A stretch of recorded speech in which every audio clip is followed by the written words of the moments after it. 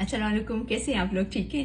क्या आपको भी मेरी तरह आम बहुत पसंद है जैसे मुझे पसंद है? हमेशा याद रखें, आम को पानी में डाले बगैर, सोक किए बगैर कभी भी नहीं खाया करें, क्योंकि इसके अंदर एक नेचुरल मॉलिक्यूल होता है जिसको फाइट्रिक एसिड कहते हैं।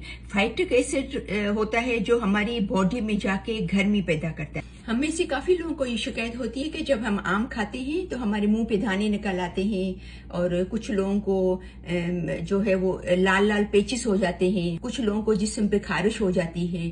तो आम में और कोई खराबी नहीं है, बस ये कि उसको पानी में आप डाल के खाएं ताकि उसके अंदर जो फाइट्रिक एसिड है वो जो हमारे जिस्म में जाके गर्मी पैदा करता है वो रिलीज हो जाता है। पूरा आम जो है वो पानी में चला जाए, ठीक है? कम से कम इसको आधा घंटा, कम से कम। ज्यादा रखते हो तो और भी अच्छा है, 1 घंटा 2 घंटा, जितना सोक किया हुआ आम खाएं और एंजॉय